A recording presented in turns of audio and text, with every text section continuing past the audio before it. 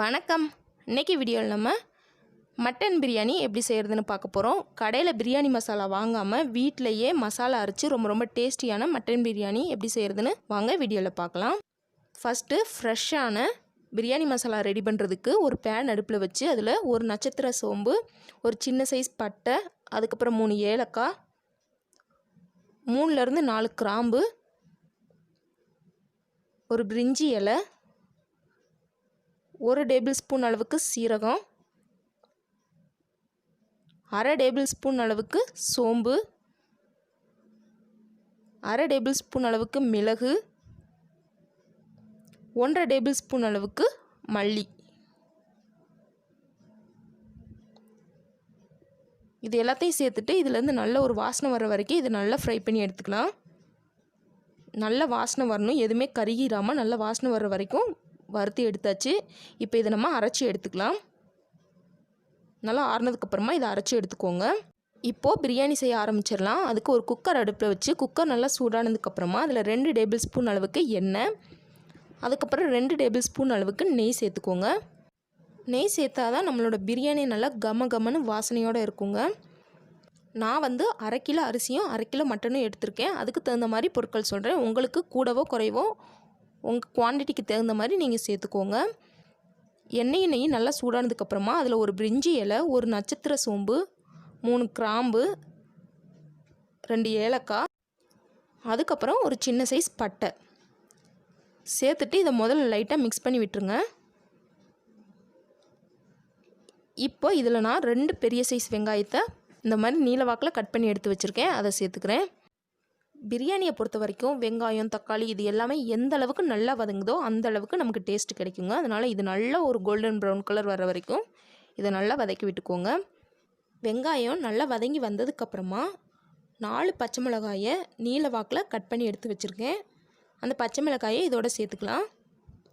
சேர்த்துட்டு இதையும் நல்லா மிக்ஸ் பண்ணி விட்டுக்கோங்க.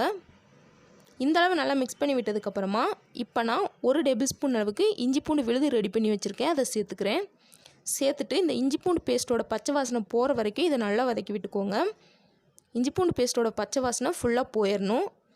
இப்போ இதில் நான் 2 தக்காளியை நல்லா பெரிய சைஸ் தக்காளியை எடுத்து இந்த மாதிரி கட் பண்ணி எடுத்து வச்சுருக்கேன், அதை சேர்த்துக்கிறேன். பிரியாணியை பொறுத்த வரைக்கும் தக்காளி அதிகமாக சேர்த்துடக்கூடாது, அளவாக சேர்த்துக்கோங்க. அப்படி இல்லாட்டி தக்காளி சாதம் மாதிரி ஆயிரும்.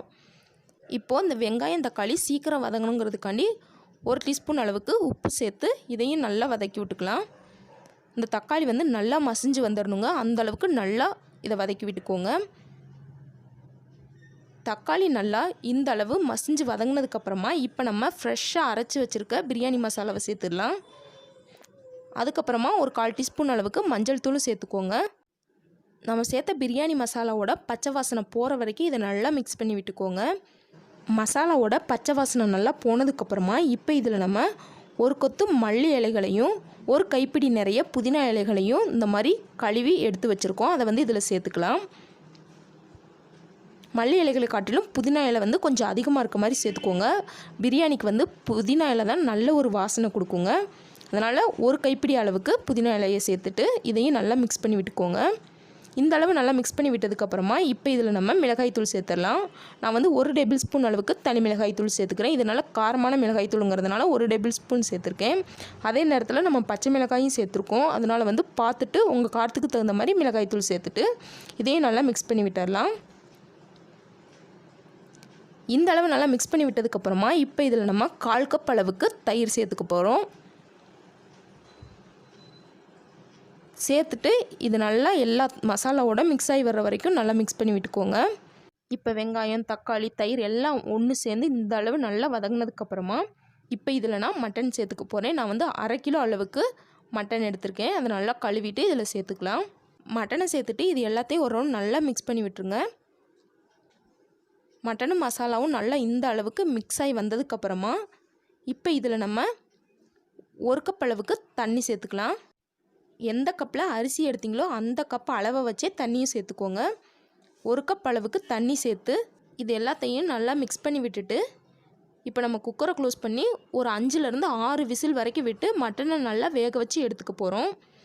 இதே சிக்கன் பிரியாணியாக இருந்துச்சுன்னா வேக வைக்கலாம் தேவையில்லை, அப்படியே போட்டாலே சிக்கன் நல்லா வெந்து வந்துடும். இது மட்டனுங்கிறதுனால கண்டிப்பாக 5லேருந்து 6 விசில் விட்டு மட்டன் நல்லா வெந்ததுக்கப்புறமா தான் நம்ம அரிசி சேர்க்கணும். நான் வந்து 6 விசில் விட்டுருக்கேன். விட்டு ப்ரெஷர்லாம் ரிலீஸ் ஆனதுக்கப்புறமா இப்போ பாருங்கள் மட்டன் வந்து நல்லா வெந்து வந்துருச்சு. இப்போ மறுபடியும் ஸ்டவ் ஆன் பண்ணி 2 கப் அளவுக்கு தண்ணி சேர்த்துக்கிறேன். நான் ஏற்கனவே 1 கப் அளவுக்கு தண்ணி சேர்த்துருக்கேன். மொத்தம் 3 கப் அளவுக்கு தண்ணி சேர்த்துருக்கேன். சேர்த்துட்டு இந்த தண்ணி நல்லா கொதித்து வந்துடணும்.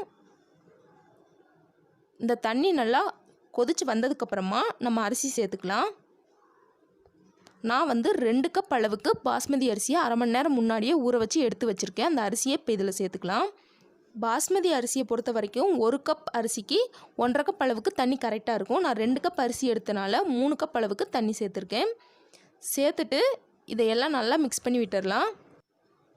இது எல்லாத்தையும் நல்லா மிக்ஸ் பண்ணி விட்டுட்டு இப்போ இந்த பிரியாணிக்கு தேவையான அளவு உப்பு சேர்த்துக்கலாம். ஏற்கனவே உப்பு சேர்த்துருக்கோம், அதனால் பார்த்துட்டு தேவையான அளவு சேர்த்துக்கோங்க. அதே போல் காரமும் டெஸ்ட் பண்ணி பார்த்துட்டு கம்மியாக இருந்துச்சுன்னா மிளகாய்த்தூள் சேர்த்துக்கோங்க. அதிகமாக இருக்கிற மாதிரி தெரிஞ்சுன்னா ஒரு 1/4 எலுமிச்சம்பழத்தை லைட்டாக பிழிஞ்சு விட்டுக்கோங்க. எலுமிச்சம்பழமும் அதிகமாக சேர்த்துற வேணாம்.